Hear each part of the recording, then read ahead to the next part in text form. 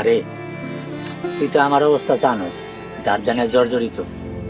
তোর লেখাপড়া তো দূরের কথা, 2 দিন পর খাওয়ান দেওয়ার মতো সামর্থ্য এখন আমার নাই। আব্বা, আর তো মাত্র 2টা বছর। আমি অনার্স পাস করলেই একটা চাকরি পেয়ে যাব, তখন এই পরিবারের দায়িত্ব আমিই নিব। 2 বছর? 2 দিন পর কি খামু, কই যামু তাও আমার জানা নাই। মহাজন বারবার সুদের টাকার লেগে টাকাটা দিতেছে। অন্তত আমাগো সংসারের কথা চিন্তা কইরা তুই এই বিয়াতে রাজি হয়ে যা মা। হাইজ দুপুর মহাজনের লোকজন বাড়িতে আইছিল। খারা কইছে সুদের টাকা না দিতে পারলে এই সপ্তাহের মধ্যে বাড়িঘর খালি করে দিতে। কি যে করুম। এই বয়সে স্ত্রী সন্তান নিয়ে বাড়ি থেকে বাইর হয়ে যাওয়ার চাইতে গলায় দড়ি দিয়ে আত্মহত্যা করাটা অনেক ভালো। আব্বা, আপনি এসব কি কন? খালি তোর বাপের না, অপমানের লজ্জায় আমারও গলায় কলসি বাইন্ধে পানিতে চাপ দিয়ে আত্মহত্যা করা ছাড়া কোনো উপায় থাকবো না মা। মারে, তুই আর অমত করিস না। তুই এই পোলারে বিয়া করলে এই পোলা আমাকে সংসারের সব দায়িত্ব নিব, আমার সব দেনা শোধ করে দিব।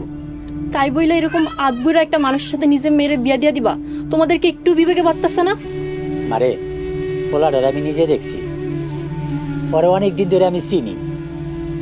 খালি একটু পোলাটার বয়স বেশি। এমন নম্র ভদ্র পোলা এই 10 গ্রামে খুঁজাও পাবি না। মারে, পুরুষ মানুষের বয়স কোনো ব্যাপারই না। বলার যোগ্যতা আছে, অনেক টাকা ইনকাম করে। তোরে রাজরানীর মতন রাখবো মা। টাকার জন্য নিজের মেরে বিক্রি করে দিতেছো? ঠিক আছে, তোর যা ইচ্ছা তুই তাই কর। শোনো লালার মা, আমি মইরা গেলেও যেন তোমার মাই আমার মুখটাও দেখতে না আসে।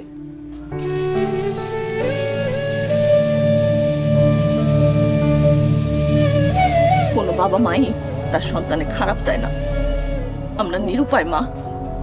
এই বিপদ থেকে একমাত্র আল্লাহ ছাড়া আমাকে কেউ রক্ষা করার নাই রে। শুধুমাত্র তোমাদের সম্মান বাঁচানোর জন্য আমি এই বিয়ে করতে রাজি হইতেছি, কিন্তু মনে রাখো, আমি ওই আদবুড়া লোকটারে জীবনের স্বামী হিসেবে মেনে নিব না।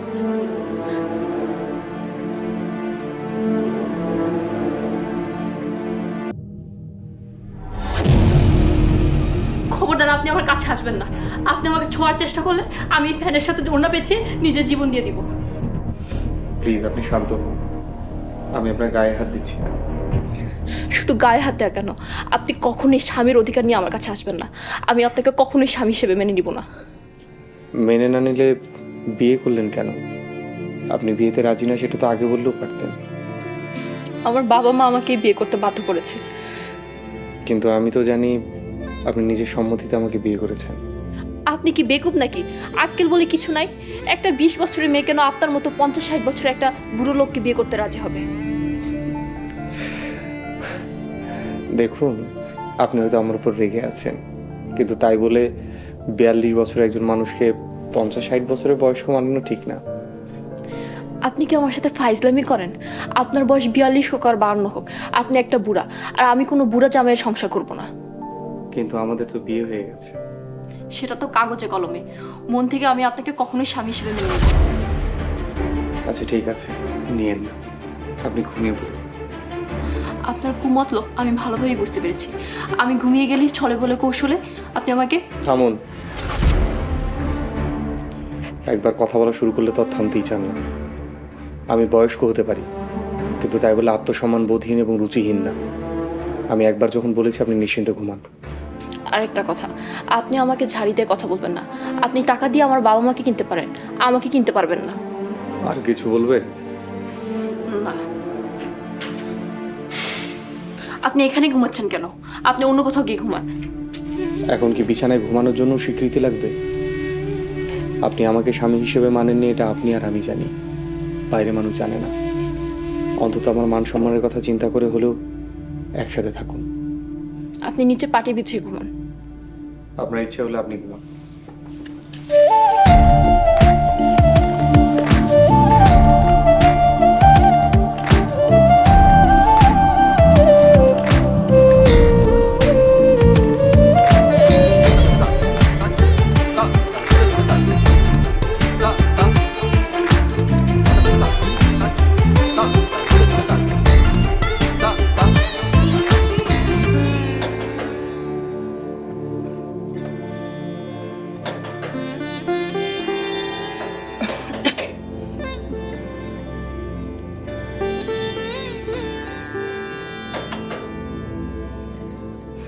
এই যে এই যে উঠেন।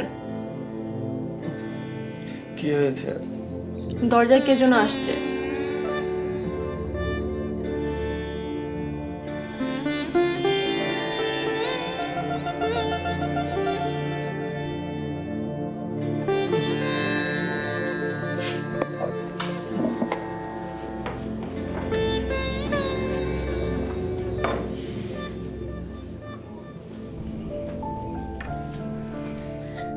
অনেক বেলা হয়ে গেছে তো তাই তো করে ডাকতে এলাম।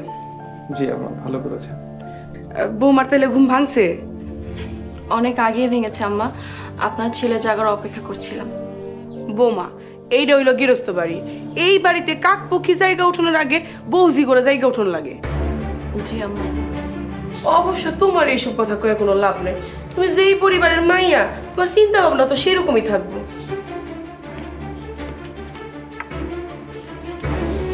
আপনি কি আমাকে কাজে বুয়া বানানোর জন্য বিয়ে করে নিয়ে আসছেন? না, তা কেন হবে? তাহলে সকাল সকাল আপনার আম্মা আমাকে খোঁচা মেরে এই কথাগুলো কেন বলে গেল? মা তো খারাপ কিছু বলেনি, আর সকাল সকাল ঘুম থেকে ওঠা সবার জন্যই ভালো। তাহলে আপনি এত বেলা পর্যন্ত কেন ঘুমিয়েছিলেন? ফজরের নামাজ পড়ে চোখটা একটু লেগে আসছিল, কখন ঘুমিয়ে পড়েছি মনে নেই। এখন কি আমাকে রান্নাঘরে গিয়ে নাস্তাও বানাতে হবে? আপনাকে নাস্তা বানাতে হবে কেন? বাড়িতে অনেক লোক আছে, তারা বানাবে। তাহলে সকাল সকাল আমার ঘুমটা কেন নষ্ট করে দিল? আপনি এক কাজ করেন, নাস্তা করে এসে তারপর আবার ঘুমিয়ে যান, কেউ আপনাকে বিরক্ত করবে না।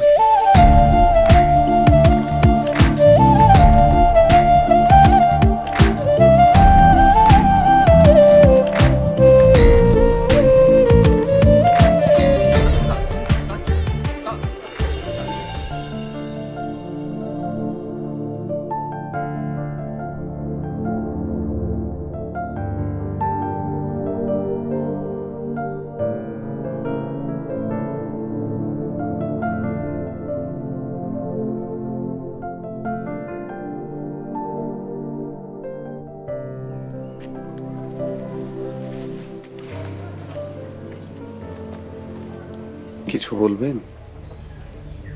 আপনার সাথে আমার কিছু জরুরি কথা আছে। জি বলেন। আমি আপনাকে কোনোদিনও স্বামীর অধিকার দিব না। এক কথা কতবার বলবেন? গতকাল রাতে আপনি বলেছেন, আমি শুনেছি।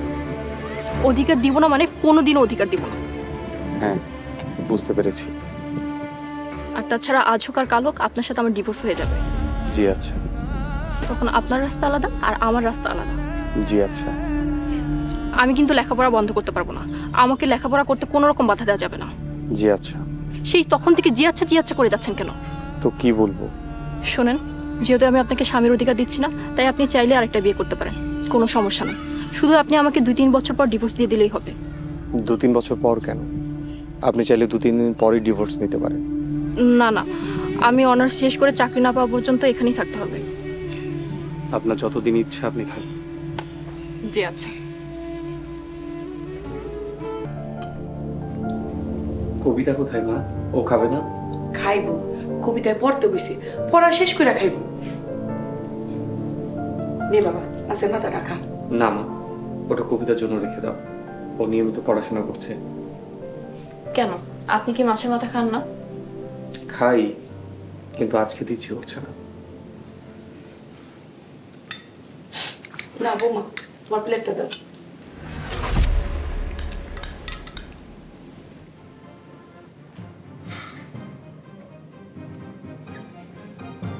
আম্মা, আমি তো মাছের লেজ খাই না। তুমি হইলা ঘরের বউ, তোমার কি এত বাজ বিচার করলে চলে নাকি? কেন আম্মা, ঘরের বউদের কি ইচ্ছা অনিচ্ছার কোনো মূল্য নাই? দেখুন, আমার মায়ের সাথে কেউ তর্ক করলে আমার ভালো লাগে না। তর্ক করলাম কোথায়? আমি শুধু আমার অপছন্দের কথাটা বললাম। এখন যে খাবারটা আমি পছন্দ করি না সেটাও কি জোর করে খেতে হবে? তবু তিনি আমার মা, আপনি মায়ের কাছে ক্ষমা চান। আমি এখানে কি ভুলটা করলাম যে এখন ক্ষমা চাইতে হবে? আমি বলেছি তাই ক্ষমা চাইবেন। আমি ক্ষমা চাইতে পারবো না। এই মায়ের দেমাক কি দেখছিস বাবা? আমি তোরে আগেই মানা করছিলাম এই মায়ের বিয়া করতে। নিজের বয়সের চেয়ে অর্ধেক বয়সের মায়ের বিয়া করলে তার ঘাটতার আমি তো সহ্য করতেই হইব। কি রে বাবা, তুই ভাত খাস না কেন?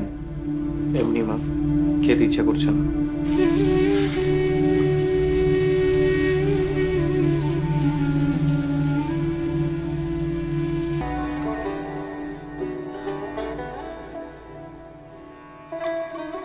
লাইলা, মা লাইলা, লাইলা। কে? বিয়ান সাহেব, আমি গঞ্জের কাজে আইছিলাম তো, তাই ভাবলাম আপনাদের লগে একটু দেখা কইরা যাই। আমার মেয়ে কই? আমার মেয়ে কেমন আছে বিয়ান সাহেব? আপনার মাইয়া তো ভালোই আছে, কিন্তু আপনার মাইয়া লিগে আমরা ভালো নাই। কেন বিয়ান সাহেব, কি করছে আমার মাইয়ায়? আপনার মাইয়ার কথার যে ঝাঁজ, কথা কইতে না কইতে তো তেলে বেগুনে জ্বলে ওঠে। আসলে অনেক আদরের মেয়ে তো বিয়ান সাহেব।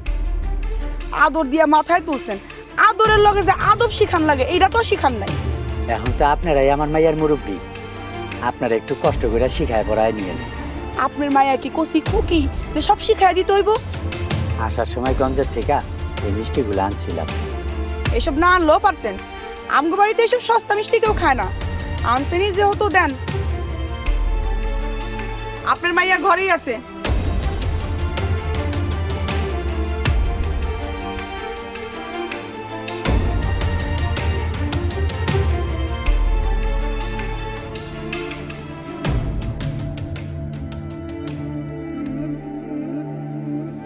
মা লাইলা,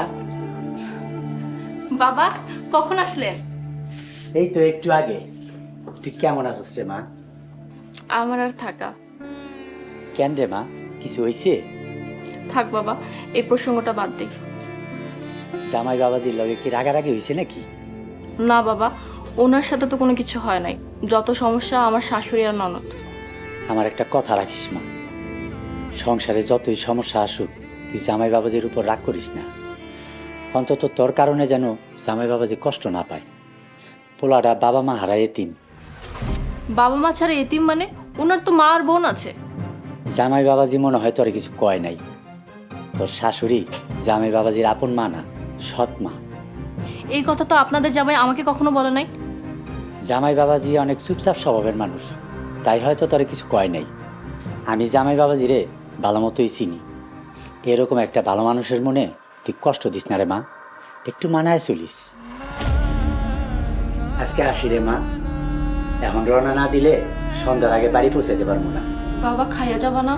আরেকদিন এসে খাবো রে মা, ভালো থাকিস।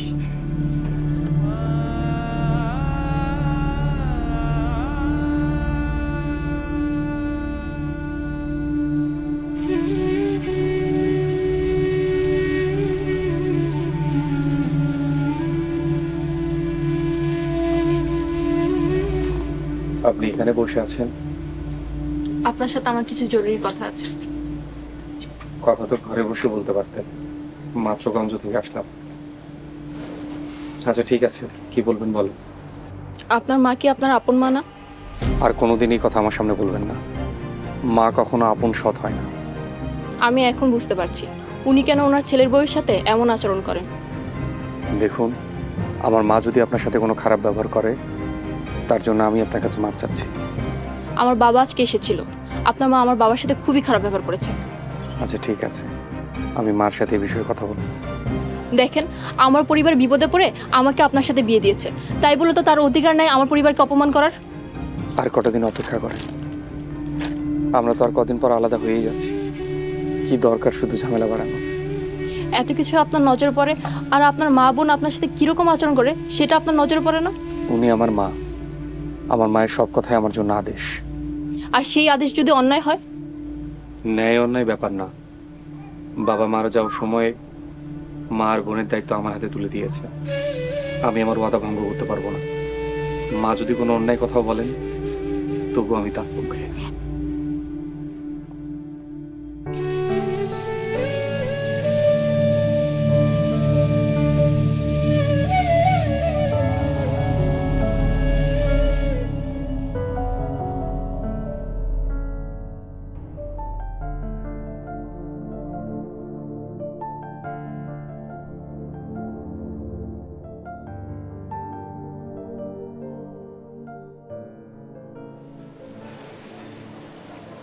কিছু বলবেন না? এই কাগজটার মধ্যে একটু সই করে দিতে বাবা।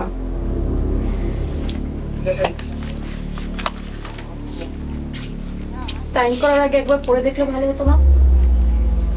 আমার মায়ের উপরে আমার যথেষ্ট বিশ্বাস আছে। তাতেও পড়ে দেখলে সমস্যা কি?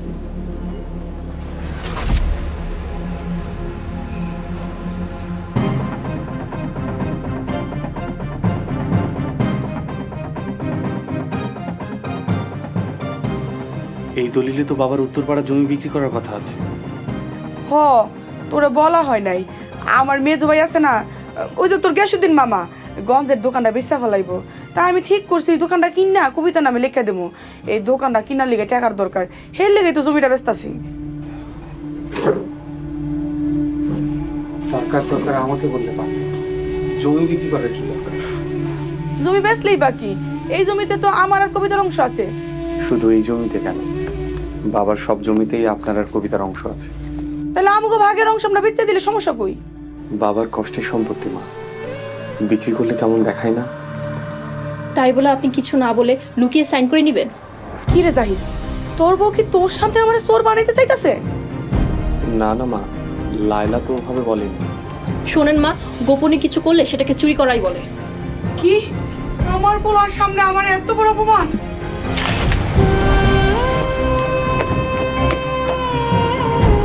মাকে এভাবে বলা ঠিক হবে, কাজটা আপনি একদমই ভালো করেন। আপনার মায়ের কোনো অন্যায় তো আপনার চোখে পড়ে না, অবশ্য পড়বেই বা কিভাবে? আপনি তো একজন বয়স্ক মানুষ, চোখে না পড়ারই কথা।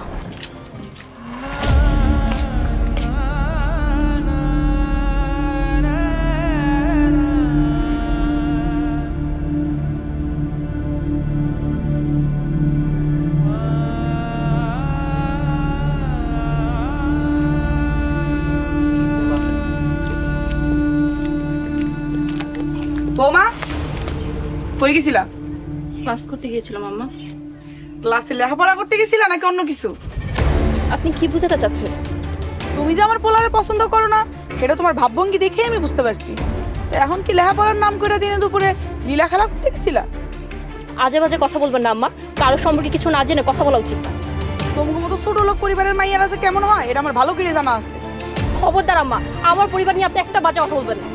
আমার সামনে উঁচু গলায় কথা করার সাহস তোমার হয় কেমনে? আপনার ছেলে আপনার অন্যায় সহ্য করতে পারে, কিন্তু আমি তা কোনোভাবেই সহ্য করবো না। কি হয়েছে, চিৎকার কিসে? আপনার মা আমার চরিত্র নিয়ে কথা বলেছে। একদম মিশা কথা বাবা, এই ডাইনি আমার নামে মিশা কথা তোর কাছে বানায় বানায় কইতাছে। লায়লা, আপনি মার কাছে ক্ষমা চান। না, আমি ক্ষমা চাইবো না। এই মিথ্যাবাদী মহিলার কাছে আমি কখনোই ক্ষমা চাইবো না।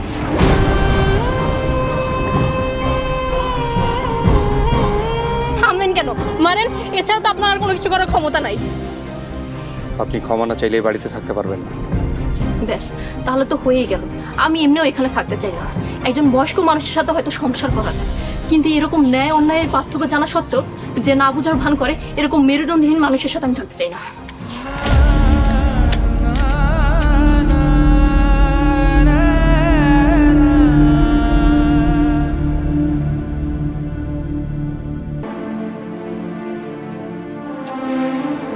তুই কোলানে যাইতেছিস বাবা? তেমন কোথাও না, কিছু বলবে? ওই মায়ের লেগে তুই মন খারাপ করে থাকিস না বাবা। আমি ঠিক আছে মা। ওই মাইয়ারে দিয়া তোর সংসার হইব না বাবা। ওই মাইয়ার সাথে 1000 গুণ সুন্দর মাইয়ার লগে আমি তোরে বিয়া দিব। একটা চরিত্রহীন মাইয়ার লিগা মন খারাপ করে থাকিস না তো ভাইয়া। ওই মাইয়া আর ওই মাইয়ের পরিবারের সবাই ছোট লোক। ব্যাস কবিতা, আমার স্ত্রীকে নিয়ে আর একটা কথা বললে কিন্তু ফলাফল ভালো হবে না। কোন হানকার কোন মাইয়ার লিগা? জাহিদ বাবা, তুই তোর বইনের লগে এরকম করে কথা কইতাছস? শোনেন মা, আপনারা লায়লার মধ্যে যা কথা হয়েছে আমি কাল ঘর থেকে সবটাই শুনেছি। এখানে লায়লার কোনো দোষ ছিল না, বরং আপনি লায়লাকে অপবাদ দিয়েছিলেন। 2 দিন সংসার না করতে ওই মাইয়া তোর এত আপন হয়ে গেল? আপন হোক আর পর হোক, সেদিন লায়লা নিরপরাধ ছিল। শুধু মায়ের সম্মানের কথা ভেবে আমি সেদিন লায়লাকে ক্ষমা চাইতে বলেছিলাম। তোর মা বইনের চাইতে ওই মাইয়া যখন তোর কাছে এত আপন, আমগো লগে না থাকলেই পারস, তাহলে যা ওই মাইয়ার লগে গিয়া সংসার কর। তা করবো কেমনে? ওই মাইয়া তো বুড়ে জামাই সংসার করবো না, তাই তো সংসারের মুখ লাচ্ছি মেরে ঢুকে গেছে।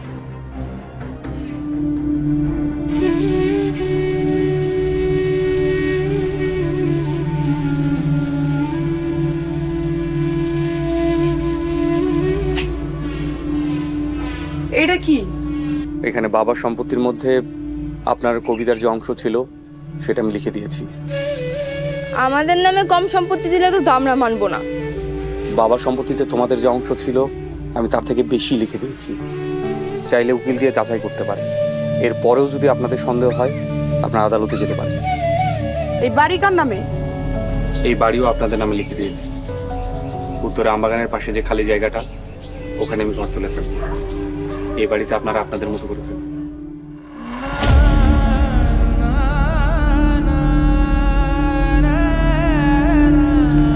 যা হয়েছে ভালোই হয়েছে, না চাইতেই পেয়ে গেছি।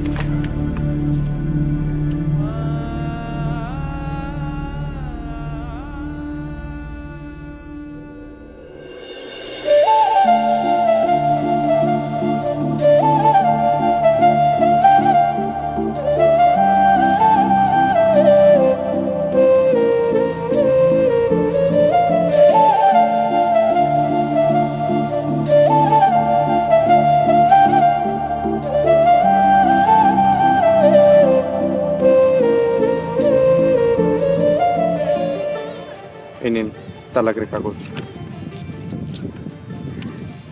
নিজের ইচ্ছায় দিচ্ছেন নাকি নিরুপায় হয়ে? তাতে কি আসে যায়? আমি এমনিও আপনার পাশে বেমানান।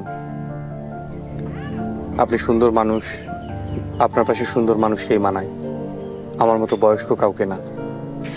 এই কথা কি আমি আপনাকে বলেছিলাম নাকি নিজেই মনে মনে ভেবে নিয়েছেন? ভাবাভাবির কিছু নেই। আমি বয়স্ক হলেও বোকা নই, সত্যিটা আমি জানি। অবশ্য তাতে আপনার কোনো দোষ নেই। সব মেয়ে স্মার্ট হ্যান্ডসাম হাজব্যান্ড চায়। আপনার ধারণা ভুল। মেয়েরা স্বামী হিসেবে সুন্দর কাউকে পাওয়ার চাইতে এমন কাউকে চায় যে তার সুখে দুঃখে পাশে থাকবে। আমিও এমন কেউই হতে চেয়েছিলাম। না, আপনি এমন কেউ হতে চান নাই। আমি নিরপরাধ জানা সত্ত্বেও আপনি আপনার মা বোনের পক্ষে থেকেছেন। আপনার বয়স কোনোদিনও আমার চোখে পড়েনি, কিন্তু সত্য মিথ্যার লড়াই আপনি আমার হাতটা ছেড়ে অন্যায়ের পক্ষ নিয়েছেন। কোনো মেয়ে এরকম স্বামী চায় না। এই কারণে আমাকে ছেড়ে চলে এসেছিলেন? আমি তো আপনাকে ছেড়ে চলে আসিনি। যে বাড়িতে আমার কথার মূল্য নাই আমি সে বাড়ি ছেড়ে চলে আসছি। আমি এই বাড়ি ছেড়ে চলে আসি মানে?